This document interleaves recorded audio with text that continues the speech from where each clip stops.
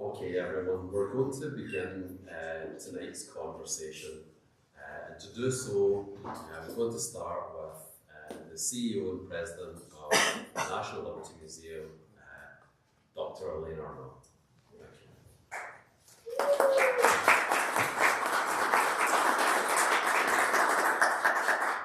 Well, hi. How is everybody? Good. We're a small crowd, but intimate means more conversation, so I'm very excited for this. If you need to get up, grab another beverage, get some more food, please feel free. Don't feel like you're tied to your seats. I was going to introduce myself, but Andrew did that, so thank you, Andrew. I want to thank you all for joining us, which is going to be, in my opinion, a very meaningful, timely, and deeply personal conversation. Tonight's program focuses on assembly and reproductive rights. I want to begin by saying clearly, this is not a debate about who is right or who is wrong. It is not an effort to persuade everyone in this room to think the same way.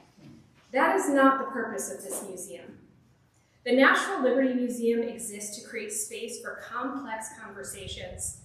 And as we all know, liberty is very complex. It asks us to listen. It asks us to wrestle with difficult ideas and to recognize that in a free society, people will gather, organize, protest, pray, advocate dissent, and demand change in ways that can be inspiring, uncomfortable, and often both. That is why assembly matters. Assembly is how people make their voices visible. It's how communities form, movements begin, and people who feel unheard insist on being seen. Across American history, assembly has shaped our country. From the founding era to abolition, from labor movements to civil rights, and from women's suffrage to movements across the political spectrum. Reproductive rights have also been profoundly shaped by assembly. Whether someone comes to this issue from the pro-choice movement, the pro-life movement, or somewhere in between, people have marched, prayed, protested, organized, lobbied, built coalitions, and have gathered outside of clinics, courthouses, state houses, churches, and the Supreme Court. And that history belongs in a museum about liberty. Not because it's easy, not because it's comfortable, and certainly not because everyone agrees. It belongs here because it shows people how to use the First Amendment freedoms to act on conscience, advocate for change, and contest the direction of this country. You might not all be aware, but I also know this program has generated strong reactions. We heard concerns, we had disagreements, we heard calls to cancel it. I want to acknowledge that directly. The impulse to cancel difficult conversations is not unique to one side or one issue. Across civic life, when a topic feels too charged, too painful, or too controversial, the temptation is to avoid it altogether. But avoiding difficult subjects does not make them disappear. It simply pushes them into places where people are less likely to listen. And at the National Liberty Museum, our role is different. Our role is not to tell people what to think. Our role is to create the conditions for people to think more deeply, to encounter perspectives, understand history, ask better questions, and to consider how rights are exercised, challenged, protected, and experienced. Tonight, we ask everyone to approach this conversation in that spirit. You do not have to agree with the speakers up on stage. You do not have to leave with your views changed, but I do hope you leave with a deeper understanding of how assembly has shaped one of the most important issues in American life, and how people continue to use speech and assembly to fight for the future they believe in. That is the work of a Liberty Museum, to hold space for complexity, to resist turning hard issues into slogans, and to remember that democracy depends not only on rights written on paper, but on the people willing to practice them. So I want to thank each of you for showing up tonight. It means the world to me, it means the world to this museum. And with that, it is now my distinct pleasure to welcome our moderator, His accent's great, just, you know. He is our Senior Director of Content Interpretation. I'm sorry, that joke will get old at some point. Andrew Hammond, he will be a great moderator. I look forward to discussion and a welcome to speakers as Andrew gets started. Thank you, guys.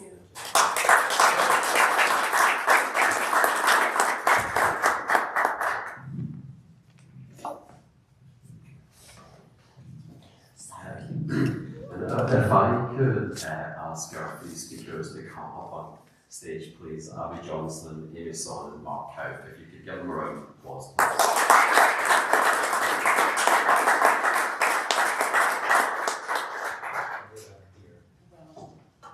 I know. You told me where the trash can was. I'm like, no, I'm bringing my beverage. So I'm going to briefly introduce each of our speakers.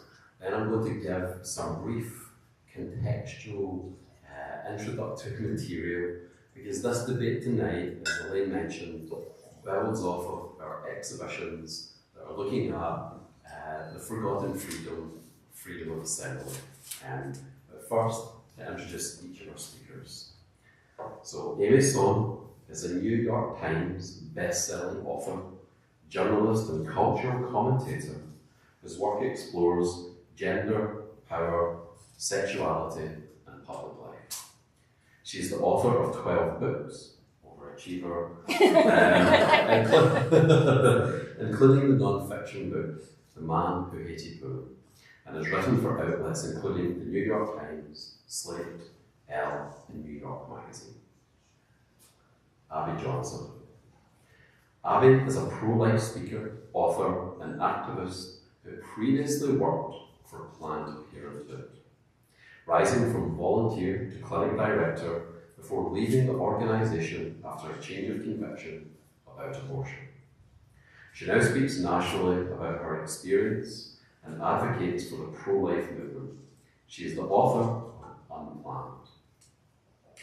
And last but not least, Mark Houck. Mark is a pro-life activist, speaker, radio host, and founder of the King's Men, a non-profit men's ministry focused on fatherhood, faith, and family life. A former teacher, coach, and counsellor, he speaks nationally on pro-life advocacy, masculinity, and religious wellness. Okay. This is super brief, but I just think it's helpful to put some scaffolding around what we're about to do. So, as I mentioned, this is based on our exhibition series, The Forgotten Freedom, American Assembly 250. So this is what is animating everything that we are doing here at the museum in this semi-sesquicentennial year. 3 main exhibitions showing up since 1776. So we look at the past, how did we get here? How was America founded and born in assembly? And how do we get up to the present day, including by looking at sports and music? The art of free assembly on the second floor, looking at how art and artists have understood the ability to assemble freely in contemporary society. And last but not least, 2076, which is going to be in this room, launching next week. And we're looking at the future of free assembly for the 300th anniversary of the country. But this series of exhibitions, of course, comes from the First Amendment. So some of the biggies, religion, speech, the press, petition, but the one that we're looking at, the right of the people peaceably to assemble. So a couple of reasons that we're looking at this. One is that it's very underappreciated and misunderstood. So this is from the Freedom Forum. They do this annual survey, Where America Stands. So they're asked to name at least one right guaranteed by the First Amendment, and you can see that freedom of assembly, highlighted in green, generally comes down near the bottom. But then when you get to which is the most essential one, freedom of assembly is often seen as the least important one. You see it there again, highlighted in green. But how do you practice freedom of religion without freedom of assembly? How do you practice freedom of speech without the ability to freely assemble? How do you join associations, societies, advocate for causes, change policy without freedom of assembly? So it's really the engine through which America amends itself. And just a few examples here before we get into the conversation.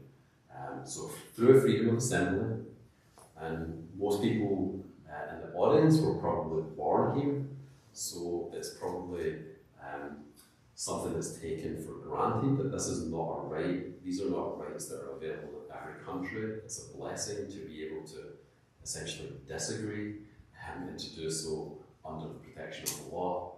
So through marches, protests, pickets, strikes, meetings, lectures, associations, all kinds of things have changed. So just a few examples. So by pressuring political leaders to act, so the March on Washington brought about the Civil Rights Act of 1964, the Seneca Falls Convention in 1848, 70 years later, the 19th Amendment gets passed. To change public opinion, political power, so the anti-Vietnam War movement in the 60s and 70s leads to the US leaving Vietnam in 1973. And then what we're going to talk about tonight, influence the courts in legal meaning. So the National Association for the Repeal of Abortion Laws, founded in 1969, not long afterwards, of course, along with many other groups. I'm just giving you an example here. We see Roe v. Wade in 1973. Then the following year, the first March for Life starts, and that takes place over essentially 50 years until we get Dobbs v. Jackson. So essentially, assembly is an engine of change, but it's not determined to go one way or the other. That's something that Americans collectively change through the marches, the parades, the clubs, the lectures, the association, etc. So it's an open-ended debate, and I'm looking forward to a good conversation this evening. So thanks for indulging me. I just thought it was important to give everyone some kind of context. So as Elaine said, tonight we're not talking about the legality or morality of abortion. We're talking about civic action by competing movements inside a democracy. And I must have been feeling sassy. I wrote, "This is what liberty looks like." So I think what I'd like to do now is just have a mini conversation with each speaker before we have a larger conversation amongst us. So Amy, to provide some historical context, can you tell us about your book, The Man Who Hated Women? Sex, censorship, and civil liberties in the Gilded Age. Perhaps you could begin by telling us about Anthony Comstock and the Comstock Act of 1873, because your book begins with this very intriguing paradox that almost nobody had more of an effect on women's lives in the late 19th century than Anthony Comstock. This is the book. I brought 4 copies and I will be selling them afterwards. So gotta do the plug right now. This is Emma Goldman's mugshot on the cover. And I believe this was in conjunction with a speech she gave in Philadelphia in 1893.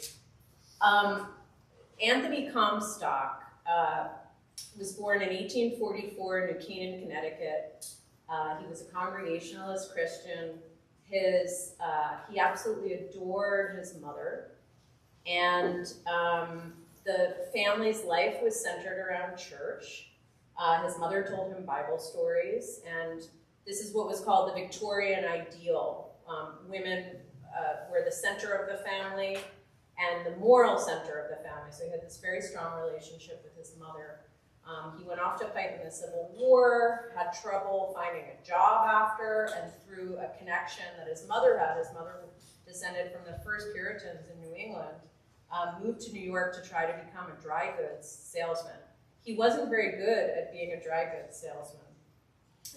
He had bad handwriting and was sort of disorganized, and he was working in a part of Manhattan that was home to the obscene book trade, down with present-day financial district around Nassau Street and Ann Street. So he became obsessed by obscene books and then basically became a freelance You could call him a vice hunter, or you could just call him a rat for the YMCA, which was then pretty new in the United States. And he started ratting out dirty book dealers. The first time he tried to do it, he went to the cop, and then the cop told the bookseller that Anthony was trying to rat him out. So he quickly discovered that the police in New York City were corrupt, and was sort of frustrated in that. But then he started, he realized that if he could get the plates, the book plates, he could do a lot about the obscene book trade, because there were books were going all over the country, and they were only made by a few booksellers, mostly centered around Lower Manhattan. There's so much to explain about this, but at a certain point he became very upset by the abortion ads that were in the back of papers like the New York Times. This is something that's not really well known, but what was then called the penny press, these daily newspapers, many of them were financed by abortion ads around this time that he was living in New York City, the 1860s, immediately following the Civil War. And so he would read these ads and become absolutely enraged. And so he began to think about a connection between obscenity and abortion, which really was not a concept in the law at that point. There were obscenity laws. There were pretty minimal abortion laws. Most of them were around protecting the health of the mother and also protecting against quack medicine.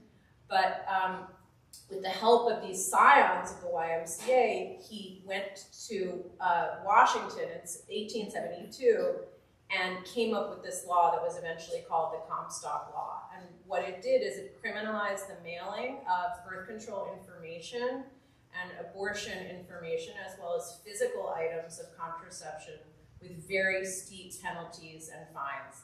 And so in March 1873, it was signed into law. And this was the very first time that obscenity and birth control were linked in American law.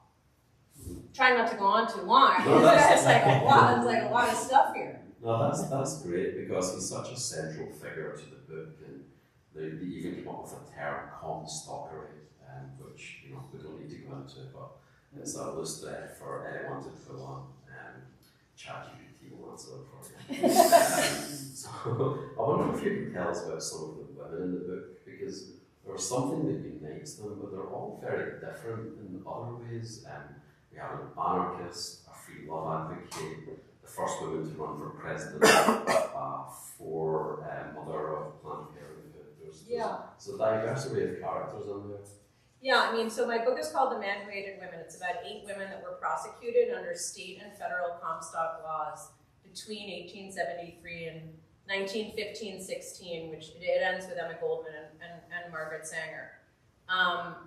The women are mostly, Victoria Woodhull's in my book. She was the first woman to run for president.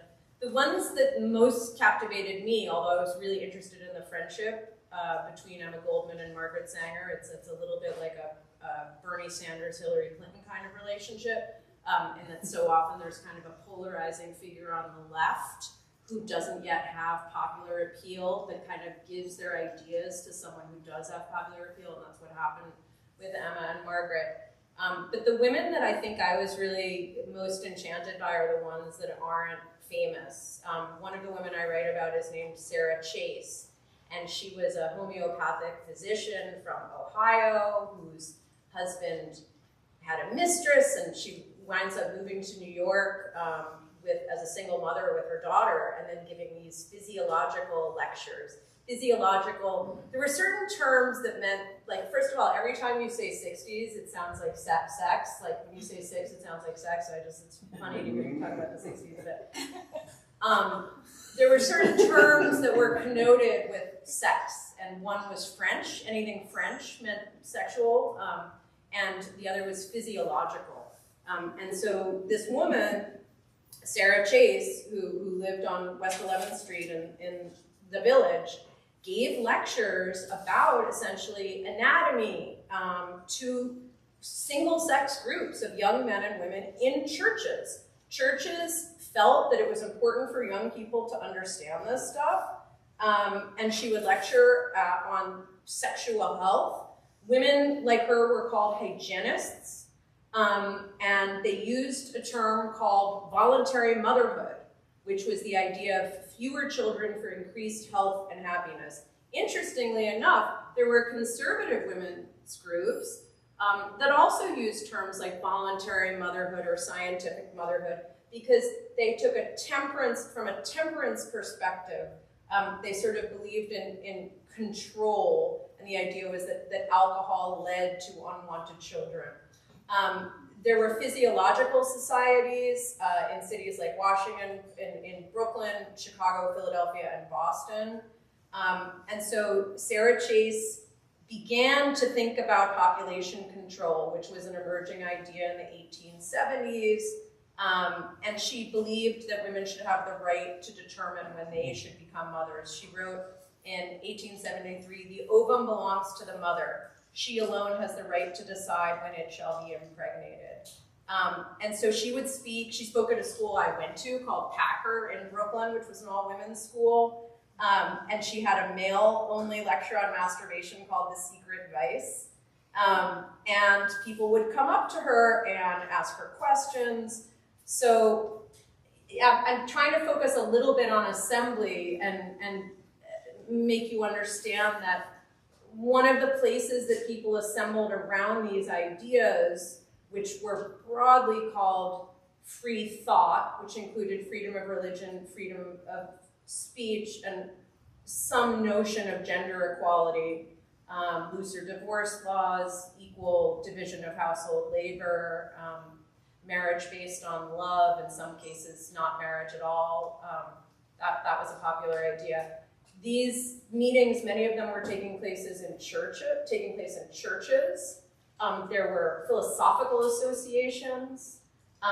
There was a group called the National Liberal League that started here in Philadelphia. Philadelphia also had the Ladies Liberal League. Philadelphia in the 1880s was very radical, which is interesting because anyone who looks at US history in the 1950s associates Philadelphia with Catholicism and conservative Democrats and conservatism. There was book burning and things like this, but Philadelphia was like, it was like the East Village in the 90s and the 1880s. It was like the place to be for a lot of radical anarchists. And then, Margaret Sanger, who came a bit later, who had been a nurse and saw the impact of botched abortions on mostly immigrant women on the Lower East Side. Her first experience of the power of assembly was socialism. The Socialist Party in New York City was very powerful, and so she started going to socialist meetings and then began thinking more about birth control and started writing a column called What Every Girl Should Know for a socialist newspaper. Help me along here. And I'm wondering, what were some of the techniques that they used to try to affect change? Letter writing, pressuring Congress. I thought you were going to say, what are the techniques to prevent pregnancy? Because that's really interesting. I failed that class. There was a lot of yeah. I will say that vaginal douching syringes were a very common way of preventing pregnancy. And at every talk I give, I just try to work the phrase vaginal douching syringe into my remarks so that everyone will remember me.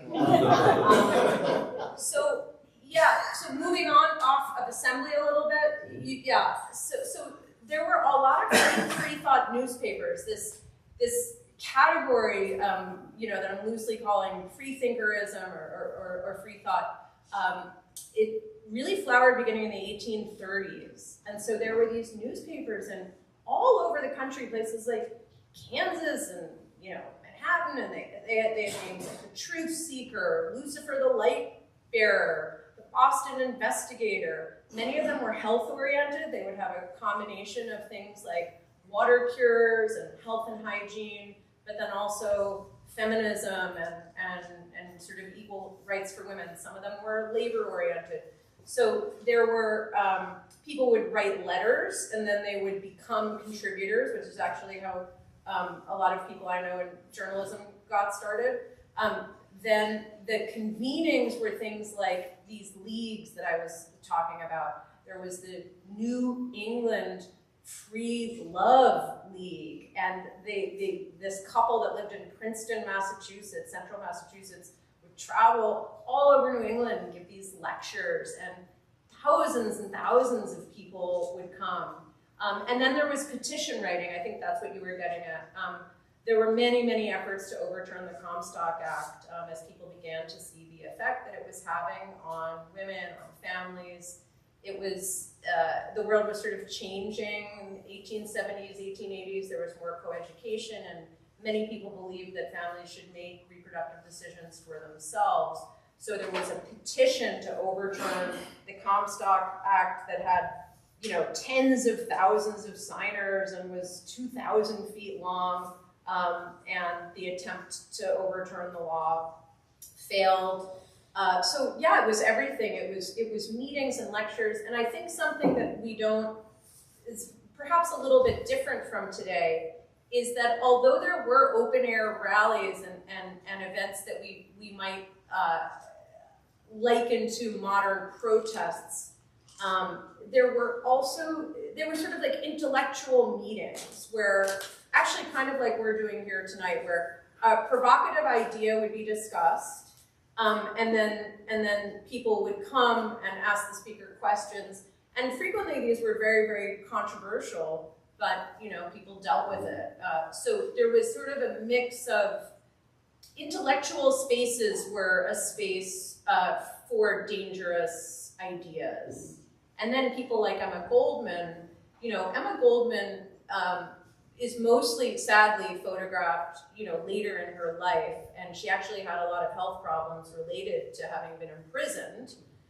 But she was such a charismatic speaker. She would draw tens of thousands of people to her speeches. She was fluent in German, Yiddish, and English. She spoke English with no accent. She had pale blue eyes, and men would hit on her after her show, or after her talks, and try to go home with her. And then at one point, this like awful boyfriend she had, Ben Reitman, was like trying to get with Emma's female fans. He was like macking on her fans, and he would go, you know, cheat on her after her own lectures. So that is something that I don't think we have. I mean, you can say like Bernie and AOC going on tour, but just to understand the power of tens of thousands of people all over the country. And these radicals would go on these speaking tours, and they actually financed their movement. Sometimes they were raising money for their own legal defense. Sometimes they were raising money for other people's legal defense. So this was not just a convening for the purpose of advancing dangerous ideas. In many ways, it was also a money-making proposition. And then where freedom of assembly was threatened is, given the subject matter, Emma Goldman frequently spoke about birth control, and she was also anti-conscription. Ultimately, she was deported for circulating draft literature related, anti-draft literature related to World War I. The police would often try to shut down these talks, and so that was something that they were constantly dealing with, having to find alternative venues. Wow. This has been so helpful to get this large historical scaffolding. I think if we can cut and go forward now to a very specific moment in time, Abby, and if you can tell our guests your story, but I wondered if we could start off with what must be an incredibly human and vulnerable and scary moment, that moment when the switch flips in your head, and you think to yourself, I think I'm going from a director of a Planned Parenthood, and I'm crossing a line that is going to mean a lot of change for me. I mean, that must have meant friendship, family, profession. I mean, that's a big life change. Like, take us to that moment in time where you're just, holy smoke, I think what I've been doing is not right, and I'm going to cross the lifeline, as you call it, to go to the other side. That must have been a bewildering place to be. Well, thank you for having me. I was at Planned Parenthood for 8 years. I fully believed that I was doing the right thing, working there, fully believed that I was helping a cause that was assisting women, and had a very pivotal moment in my life that had been really building up over about a year and a half. And it was very sobering moment to realize that I needed to leave this place. And it wasn't just a job for me, it had really become my identity. It was who I was. I was a pro-choice feminist. And I thought, this is who I am. I went to a pro-choice church. All of my friends were involved in abortion. I had no pro-life friends. I had no one that was not involved in the abortion business that I was, engaged with on a daily basis, outside of, my husband and my parents. And so I thought, this is going to be a big step. But honestly, when I left, I thought, we are all pro-choice here. And so I thought, okay, my coworkers are going to eventually, I thought they were going to be disappointed here initially. But I really thought, ignorantly in my heart of hearts, that because we are pro-choice, they will eventually come to a place where they respect my choice to no longer support abortion, the business of abortion. And I intended to leave very quietly. I was quite embarrassed by what I had done. I was quite embarrassed by the work I had done. And so I intended to leave very quietly. I never intended to be sitting on a stage in front of you, certainly in front of the hundreds of thousands of people that I've spoken to over the past 16 years, and never intended to write a book, never. I thought, I'm just going to go get a job and hide away somewhere. My parents did not know that I had had abortions personally. I just thought, there's no way I'm ever going to speak about this. When Planned Parenthood found out that I no longer supported their mission, that was when they took to their freedom of press. And they sent out a press release telling the public that one of their directors was no longer on their side.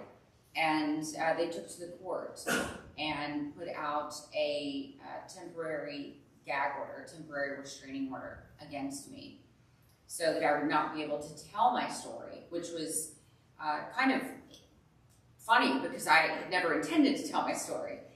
And it was interesting because I remember when they put the story out to the news, I remember getting a phone call from our local media outlet, and KBTX TV, and I had done lots of media for them as the Planned Parenthood local director. I lived in a very conservative town. I always said I was the most hated local celebrity in this conservative town. And suddenly they were calling me about this press release they had received from Planned Parenthood, and I was shocked that they had sent this press release out. And so they asked me if I had any comment.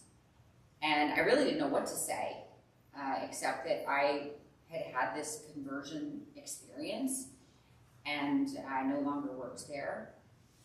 And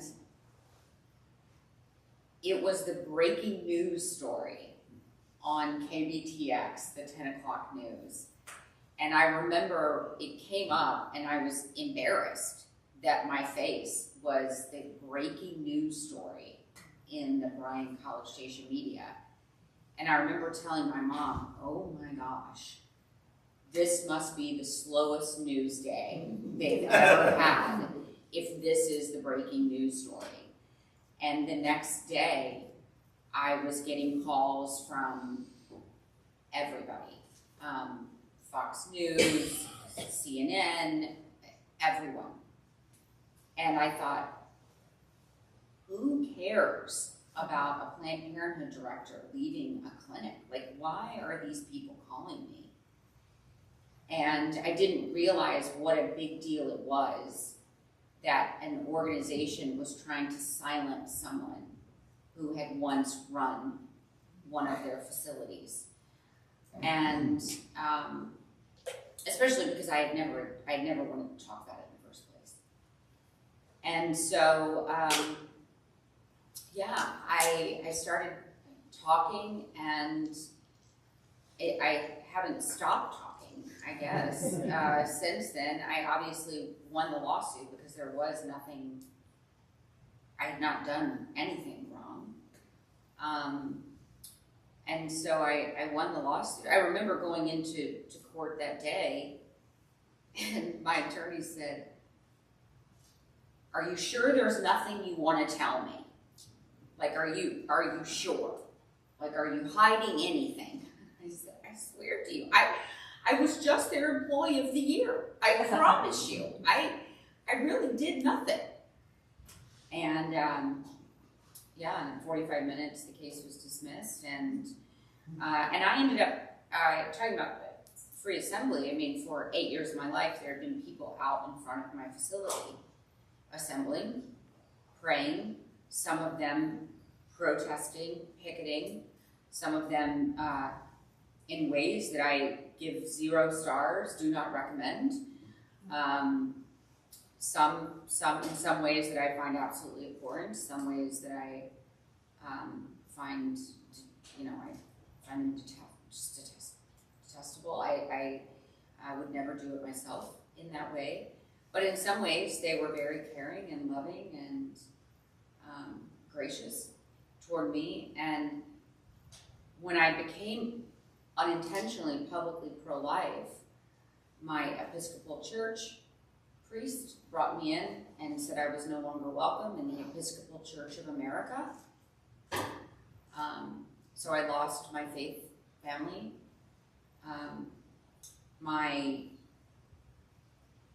All of my friends that I had gathered over my 8 years all disconnected their phone numbers at the request of Planned Parenthood.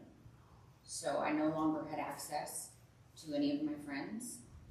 2 of them lied, perjured themselves in court, and lied about me in the courtroom. 2 of my best friends. And so the only friends I had suddenly were the people that I had considered enemies, people that had assembled in front of my facility for those 8 years, people that I had absolutely hated for 8 years. And it was very hard to privately assemble with them. But I didn't really feel like I had any other choice, honestly, because I didn't know anyone else. Never in my life did I think that I would then one day be a person that freely assembled in front of an abortion facility. But I knew then that I wanted to do it the way that I thought was best and correct and honored people. And I know now, now I'm 16 years older and wiser than I was, that 29-year-old young woman that came out of the abortion clinic. And I see now so much value in listening to the experiences of people on both sides of this discussion. I think it was St. Ignatius, I could be quoting that wrong, but I think it was St. Ignatius that said, that we don't want to win the battle and lose a soul. And so that's really, as I've gotten older and hopefully a little wiser, even though I'm only 45, so I don't want to claim to be too wise, but wiser than I was at 29, hopefully. I hope that is how I'm moving forward in life. That I'm not just out here to fight and debate, but I really do want to listen and hear other people's perspectives, because I feel that I have much more in common with people than I. You have a unique insight, and that you've been inside both camps. So I would like to talk about that in 1 second, but I wonder, you mentioned there you wanted to freely assemble in a way that was the right way and the honourable way, and you mentioned that there were people that you had hated, and not just because of their convictions, but because of how the tactics that they used to try to get their convictions across. So I think you're uniquely placed to be able to give us some insight in that, your personal viewpoint on that. So the question is, what to you were the unacceptable or acceptable ways to do this? Whether you're someone that's escorting someone inside Planned Parenthood, or you're someone that's trying to minister to someone that's going into Planned Parenthood. So no matter what side you're going on, what for you are what's the right way to do that? Yeah, and it's a good question. I think depending on who you ask, I think it's very subjective, right? For me, I think showing up with generosity and charity anywhere that you're trying to assemble is important. I certainly have seen the opposite of that, especially when we're talking about really polarizing topics like abortion. And so I do go out to places where abortion happens, and I always try to go out with the spirit of charity. I can't say I've always done that. I can't say I've done it perfectly every time, but I do aim to do that definitely now. They've grown up a little bit. And I've had 2 abortions myself, and have assisted in over 22,000. So I think I have a perspective and understand why women are walking in those doors. And so I always want to reach out to them with charity, and trying to listen before I speak, really. Trying to understand what drove them into that parking lot, what their motivations were. I think people in the pro-life movement trying to challenge the FACE Act by, running into clinics and trying to disrupt. This is Abby Johnson's opinion, so, but this is my personal experience as well. People chaining themselves to doors and trying to disrupt clinic operations, I think is wildly inappropriate, and I think it's wildly ineffective. I've seen it in the way that it is just wholly ineffective. So, people go into clinics, they disrupt the business in that moment, but the abortion clinics they expect that sort of thing to happen, and so they are ready for that sort of behavior. They're ready for that activity. And so we had a process, we had a plan for how we are to keep clinic operations moving, even while there is some sort of disruption in the waiting room. And so you're not stopping abortion, you're not stopping patients from getting their abortions that day, obtaining their abortions. You are only creating and fulfilling the stereotype that the public believes pro-lifers are to be. That we are wild, that we are crazy, that we care nothing about women, that we are only there to oppress women, that we are there to look like crazy, insane, unhinged people laying on the floor, refusing to get up and be cooperative with police. We're just falling into the stereotype. And I try to not be the stereotype in this movement, although I haven't done it perfectly. So, yeah, that's kind of my opinion on how to do it well and what not to do, I guess. And because you've been on both sides, what are some of the things that each side does well that the other one doesn't really understand in terms of assembly or advocacy or trying to advance their position? Well, I mean, I would say that the pro-choice position, when it comes to policy, they beat us every time because they are a no-compromise position. So people, in our position always say, oh, well, we've got to get in a little bit, we've got to compromise a little bit to get wins, to get gains.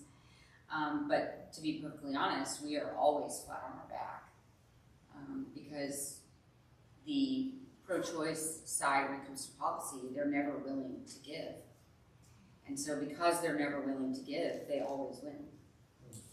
And we're always willing to give. And so we're always flat on our back.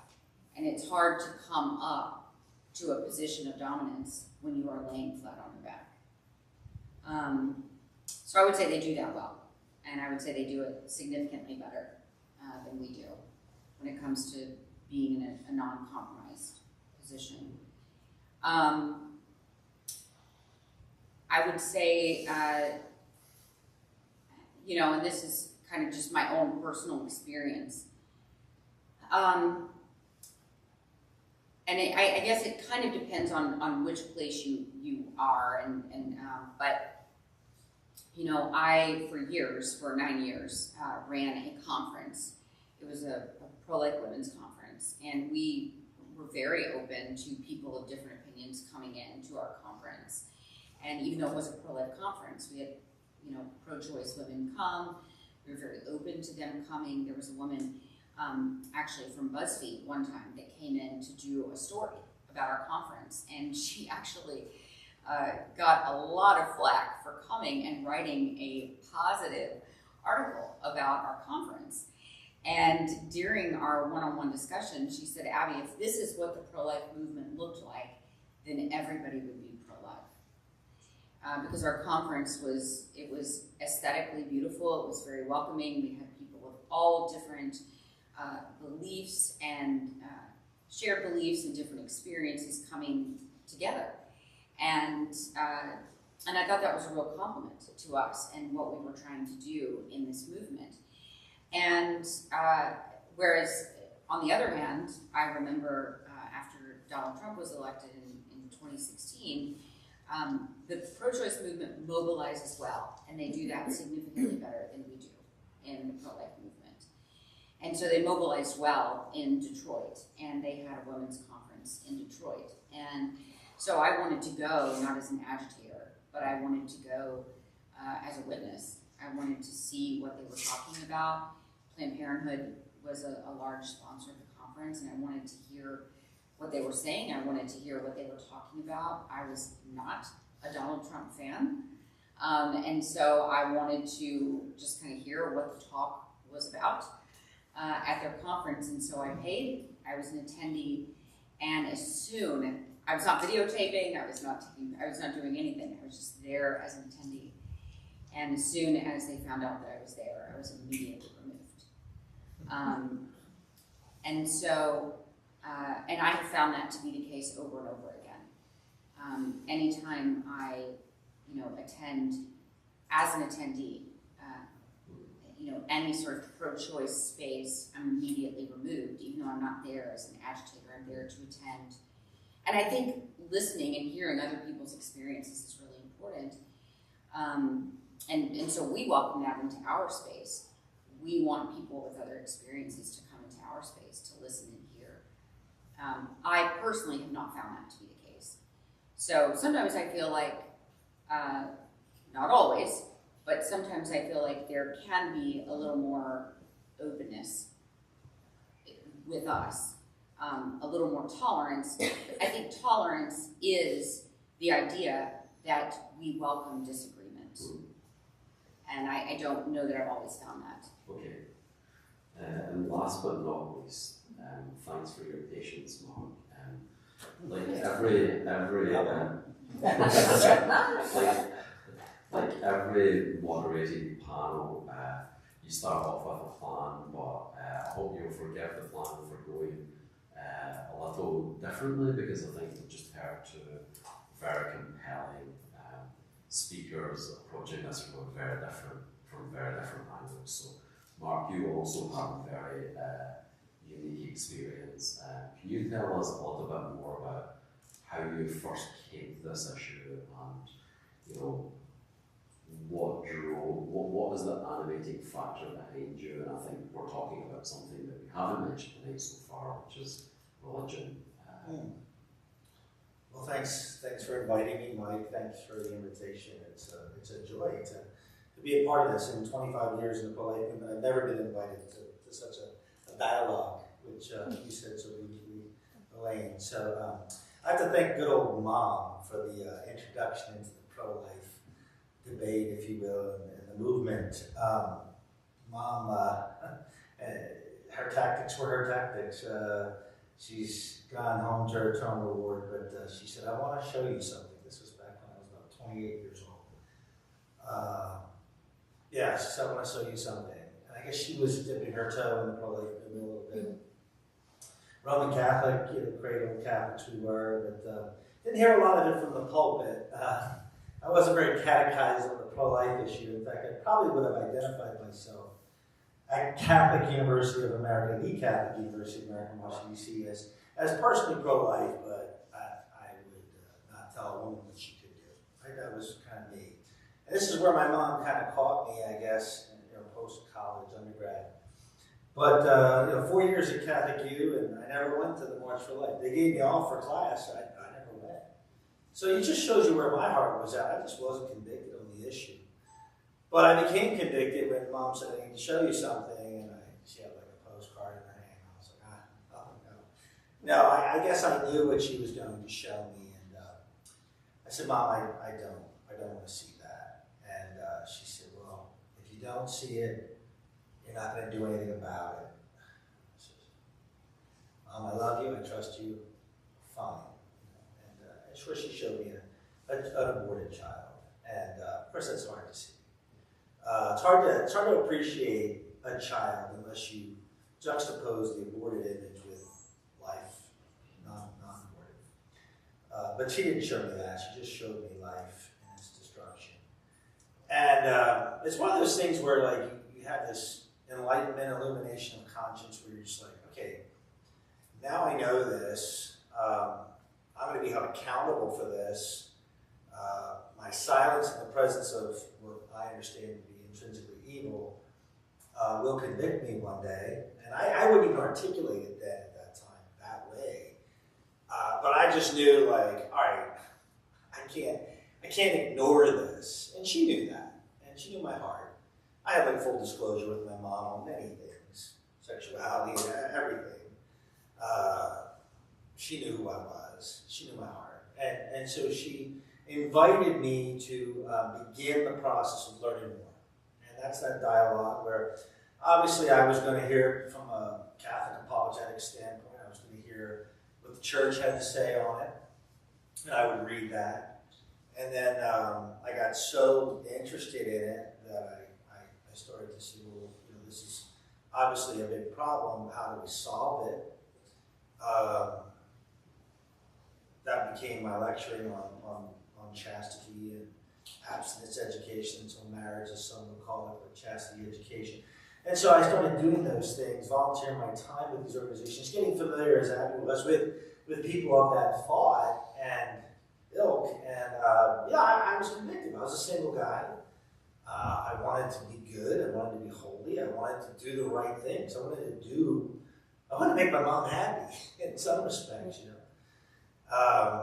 And so that's good. That was good, positive peer pressure there in that sense. But we began volunteering. Pregnancy resource centers I volunteered at. Catholic, Protestant, you name it, I was just volunteering, getting familiar with the rhetoric and just things that people are sharing out there and different perspectives. I think listening is very important, and so I began to just listen. You can't go into the pro-life movement and just starts all of a sudden just pontificating. You better learn something. You better learn how to do it. And you also better learn about the history of it. So for me, it meant researching, like how long this has been going on. Like abortion is just not a new phenomenon, right? It's been around since Jesus' time. So, and different manifestations of that, how that was done was different then than it is now. But so anyhow, I started learning those things and ultimately took a leap of faith in 2003 and started working full-time in the pro-life movement. And then that would require a lot of assembly. Once a week, assembling outside of Planned Parenthood in Warminster, Bucks County, which is now closed, praise God. But that was where we would go, and that's where I lived. And then they come into Philly, which was like a circus. And, being here and just seeing like a kid coming, white kid coming into the city and, trying to impose some sort of virtue upon a city that was not interested in virtue. It was interesting, and you learn a lot. You kind of learn by making mistakes, and saying the wrong things, right, Abby? You learn from them. You learn, oh, well, let's not do it that way next time. But anyhow, that's been my journey as a full-time activist. How did your tactics change and evolve over the years, or just how you carried yourself? So you mentioned, you used to turn up a certain way, and then you learn, you change, or you shift your approach. How did that change over the years from Warminster to Philly, and from that young man to, not that you're not young anymore, but... Yeah, I'm 50, I'll be 52 in August, but no, it's changed a lot. My wisdom is there, again, as Abby has shared. And there's I did a lot of obscenity work, Amy, so I worked fighting against pornography, so I assemble against root cause issues. But yeah, it's changed a lot. Compassion is so key. I'll share a quick story. About 3 years ago, maybe 4 now, I forget. I had a light bulb moment where I was a Planned Parenthood down here in 12th and Locust, and I was turning the corner to go back to where my car was parked, and I see the abortionist outside having a cigarette. And I've seen him before, but I've never dialogued with him. I wouldn't know how to dialogue with him. I just knew to yell at him. I didn't know. I watched what other people did. But I walked up to him and I said something that was probably more indicative of what I kind of had heard before. I said, when is this going to end? I think I said to him. And he said, move along. And he's just puffing away. And I said, no, seriously, tell me why you're here. Tell me why this is important to you. I wanted to know. And it's the first time a pro-life ever dialogue with him got anything out of this guy, right? And I started dialogue with this abortionist, and he was telling me, well, I think women don't have adequate access to health care. And I'm like, okay. And I listened. I said, well, why do you think that? He went on to share and talk about that perspective. That was unique, obviously, for him, but also very common with the women that we see. That they don't have free access to anything, a lot of them. So anyhow, I continued that dialogue, and I talked to him. And I said, do you have any children? He said, yeah, I have, he said 3 children. I said, I'm a father of 8, but at the time I had 6 children. I said, it's Thanksgiving soon. Are you going to get together with them? Like, I totally made it about the human person and not about the issue of abortion. I made it about, like, humanity. You're a person, I'm a person, you have family, I have family. I said, are you getting together with them for Thanksgiving? He said, no, they don't talk to me. And I said, you know what? I'm going to get my kids on that prayer intention. My kids never forget to pray for anything that I tell them to pray for. I said, I'm going to get them to pray for that. And I'm going to ask them to do that every night, diligently free. So when we were done, that conversation, which was no more than maybe 15 minutes, I said, my name's Mark. To the public cigarette. Lee. Not Dr. Lee, not Dr. Tripp, just Lee. I said, thanks, Lee. I'll see you again.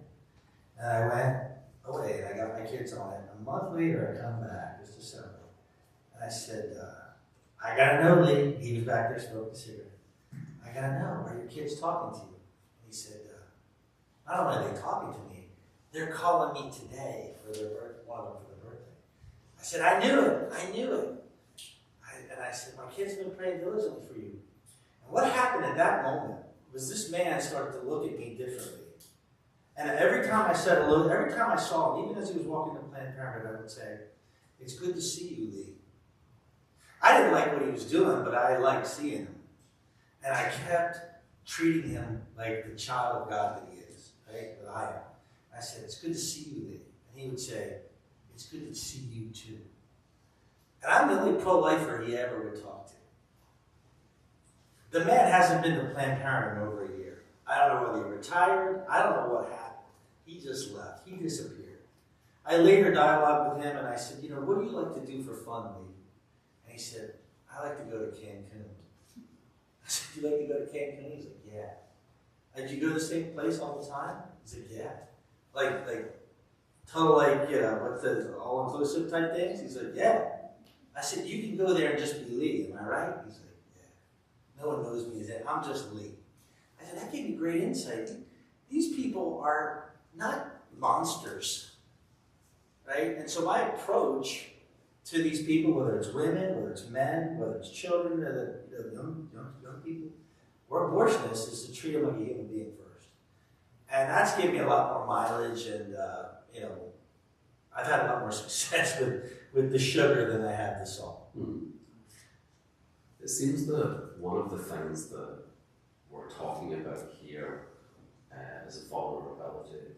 So from your book, Amy, thinking about these women who had very different access to resources and political and social power in 19th century America, and whether that be the people that you hated, Abby, who were gathering outside the clinic, or for Mark, you see a child who could come into the world, who doesn't come into the world because of a procedure. So at every stage we're talking about vulnerability, but we're just talking about where does that land and how does that get distributed across people. So that's just a thought that I have. We don't need to talk about it because I want to again keep us on track a little bit more. So just before we open it up to the audience for questions, I just wondered, what's the best way to try to deal with this issue in contemporary America, whether that comes from historical insight, and there's great insight in looking at what's happened in the past and realizing, frankly, how we're such jackasses that we don't understand any historical context, or whether that be through both of your journeys as activists and advocates for both sides, changing and evolving and growing and learning. Like, how do we tackle this, as Elaine said, and Elaine's as our leaders bravely weather the storm when we get flack for trying to have these types of debates. How do we deal with this? How do we have productive conversations about this where vulnerability is part of it, and also liberty is all about the freedom to disagree, right? You just don't get to get everything you want all the time. Any insights on how we deal with this in a better way, or how we move forward? I think the 8 women in my book were very curious. They had this curiosity about why things worked the way they did, and I think in all kinds of ways, their opponents, both sex radicals, as they call them, and Comstockists were interested in the idea of control. And so even the sex radicals who had a view of egalitarian marriage and shared labor and everything, they were kind of innocent about love in a certain way. I mean, they believed that if marriage was based on love, that the children would come out healthier. A lot of this gets into an area, adjacent to eugenics. There was an idea called hereditarianism. But I think what I was struck by most in learning about my women was the hunger that they had in a lot of these newspapers for information and to find community of like-minded people.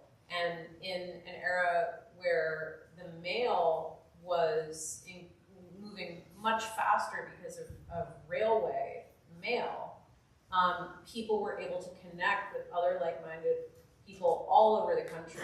And so if you lived in rural Virginia and read a Free Thought magazine, you were going to come into contact with all kinds of ideas where you might be the only person in your community who had those ideas.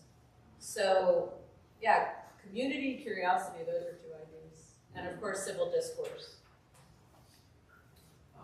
I think I'm actually looking forward to reading your book. I think it's important for us, particularly in this social media era, to be very careful about entering into sort of a vacuum, because that is what algorithms are doing to us. That we are only listening to one perspective, that we're only hearing one experience, and that we can become particularly militant about one area of discussion without reaching into any other train of thought. Not that I'm encouraging people to expand your mind so much that you're like, oh, I'm trying to I don't know, what's the saying, that you open your mind so much that your brain falls out. That's not what I'm trying to say. But that we're always willing to listen to share to other perspectives, that we're always willing to listen to people as they share their experiences. And I think we have to be careful that we are willing to assemble with people that we disagree with, and that we're willing to talk to people that we disagree with. I think that these sorts of things are important, that we're willing to listen and hear and share. Because we live in a time where social media is intentionally putting us in bubbles and in vacuums where we are not, it's intentionally trying to get us into that place where we hear nothing else but our own conversations and conversations with people who think just like us. And I think that can become very dangerous. I would just say, as St. Augustine would say, every sinner has a past, every saint has a future. So, we're all coming from that perspective, and some of us are further along in that journey than others. But at the same time, we have a common story, and I think, there's a great need to try to walk in another person's shoes, and that's empathy. People are good at sympathy, but I think we need more empathy.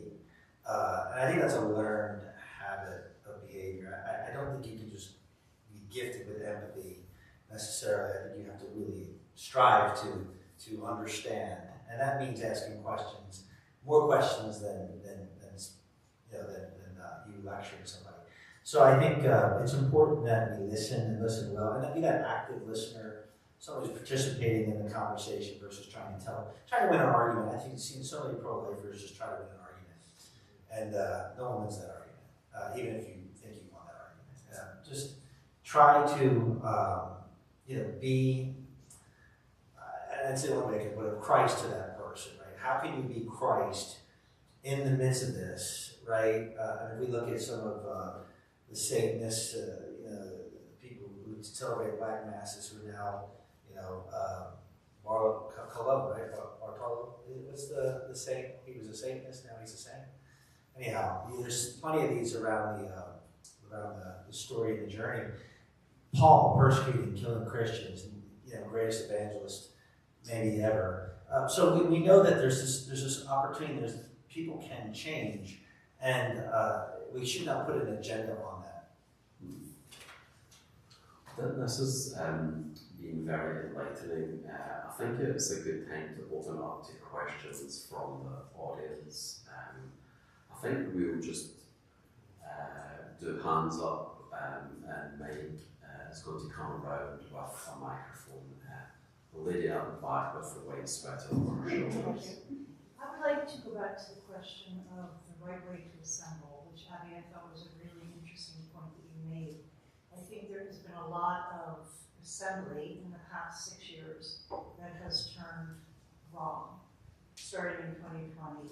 And I'm sure you experienced it when you were at Planned Parenthood, when anti-choicers would storm the clinic and try to get people to stop doing their jobs. So the question I think for the panel is, no matter how you feel, what is the right way to assemble, especially today in a very highly polarized society?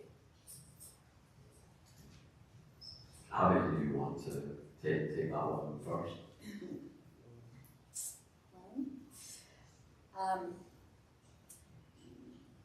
I think that we live in a society, and I was just thinking about this actually yesterday.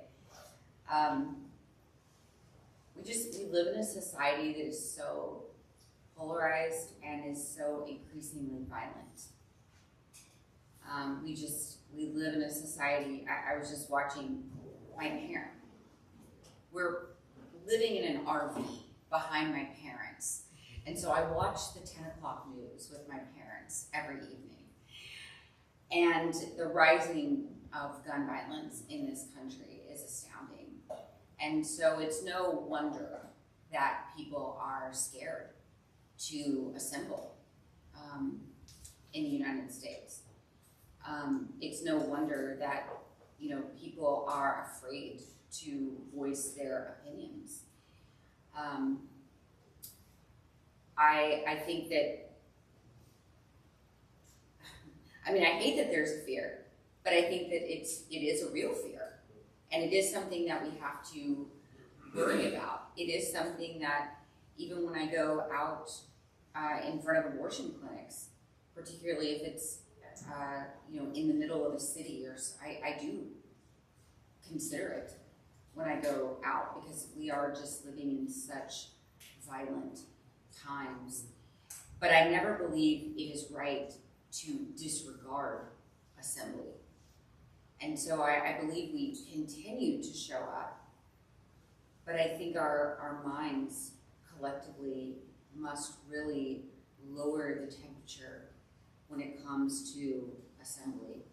I find small groups to be very helpful, and Yes. groups inside places like homes or houses of worship that you can have much more constructive dialogue with a group of 20. Protest is its own form of assembly, but what I've come to understand is whatever you think of violent protest, it's borne out that it's less effective.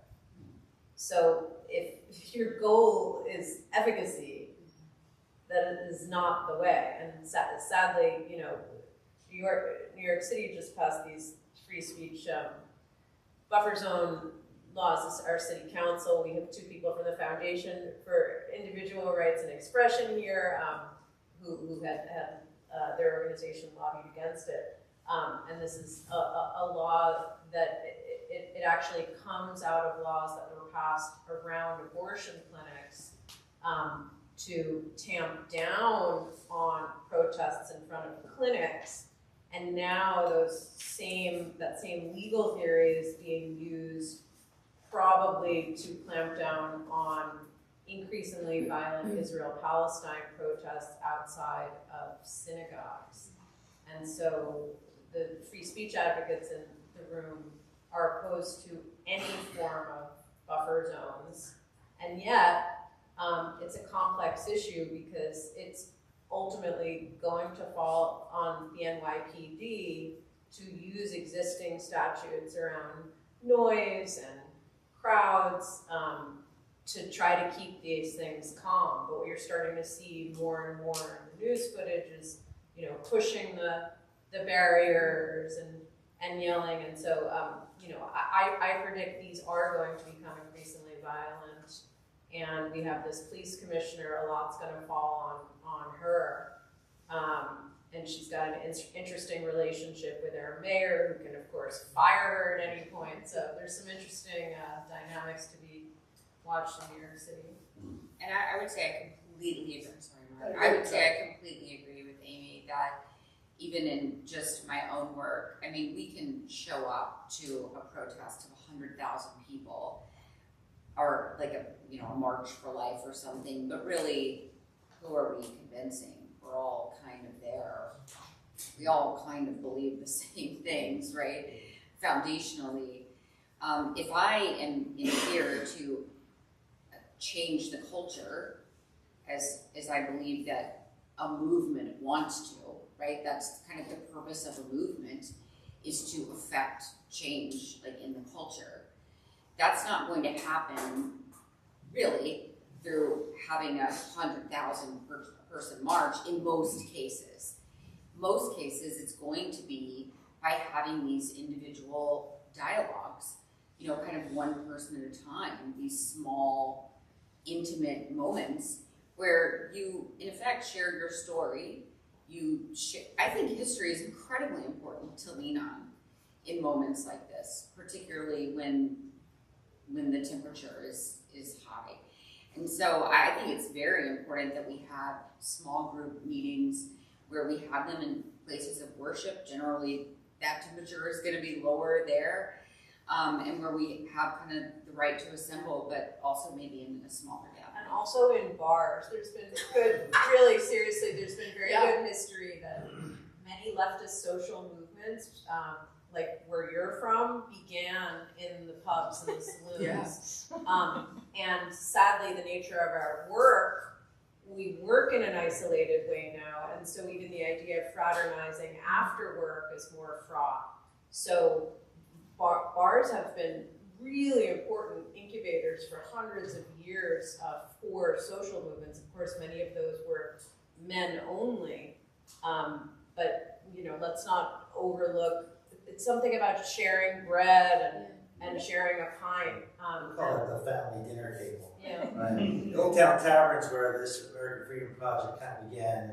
I just don't want to dismiss the power of assembly. Like 250 years, if you think of the Boston Tea Party, you think of, obviously Martin Luther King. Go down to the Heroes Gallery and just look at what's down there. But here's the beauty of being in large number, and I don't disagree with Abby, but I think there's a value in it. We can't dismiss the value of it. When people assemble peacefully, they are emboldened and encouraged. I wrote this down, so I'm reading it.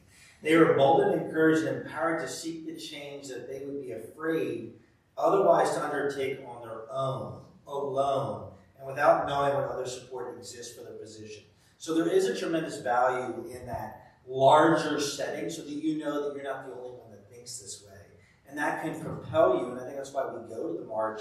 I agree with Abby, I don't feel like a lot gets done with the march, but it does embolden people to go back home and continue the fight on the smaller scale, in the family dinner table, at the schools, or, just look at Charlie Kirk and what he was able to do.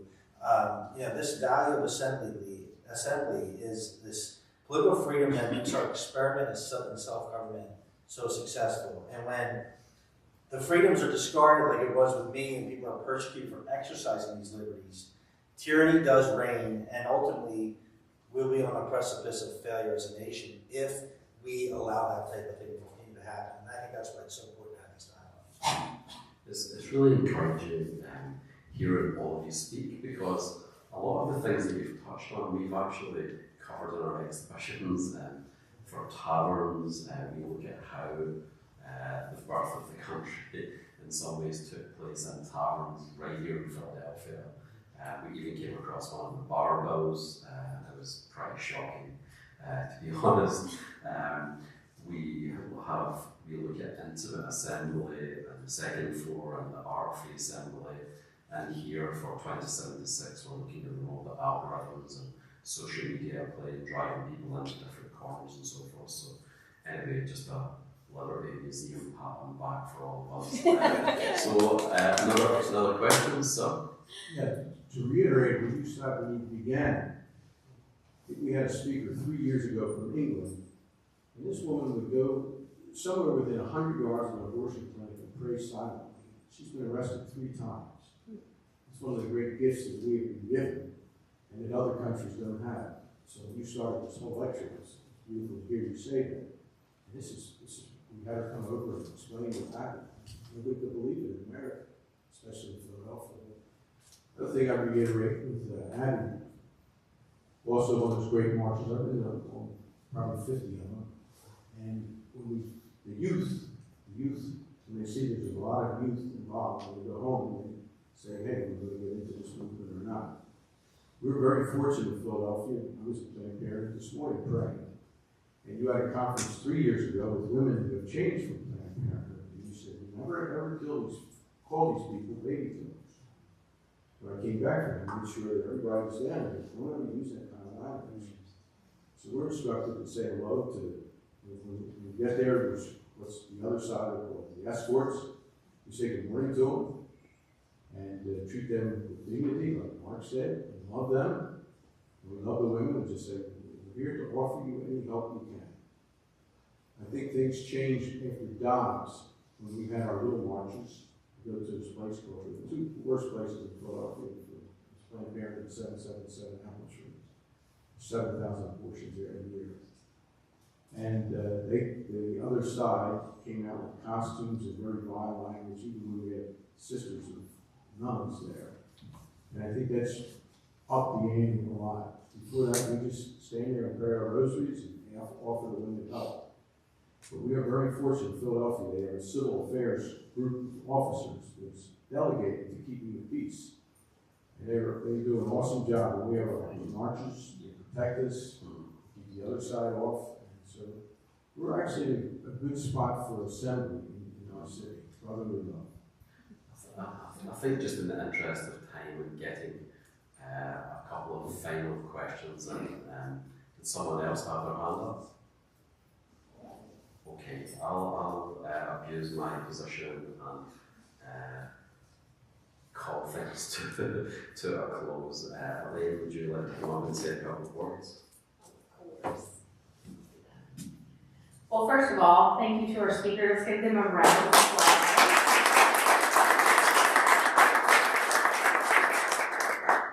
I can't tell you how much this means to me to have each of you on this stage. This was probably the most difficult panel we have constructed at this museum since I started 7 years ago. So thank you, thank you, thank you. The conversation was amazing. It added a ton of depth. The fact that you guys can sit on the same stage and not agree is what this democracy is built on. And this is why we should be excited to celebrate the 250th on July 4th. That's my pitch, come back to the museum.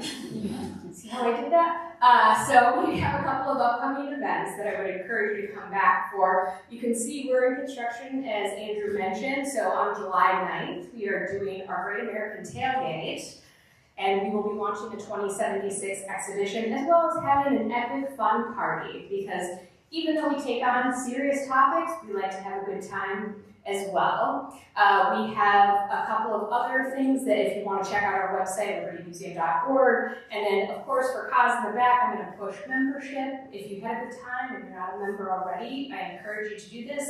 We do our speaker programs on a quarterly basis. We tackle things just like this, different topics around, and we love to have a difficult conversation, but have fun at the same time. Which means also continue that conversation. You don't have to go right now. Sean, our lovely mixologist, will make you a delicious cocktail if you want. We have some more bites. You can explore the galleries and get to know each other. And I appreciate each and every one of you. Thank you again for coming to the National Liberty Museum, and I hope you come back.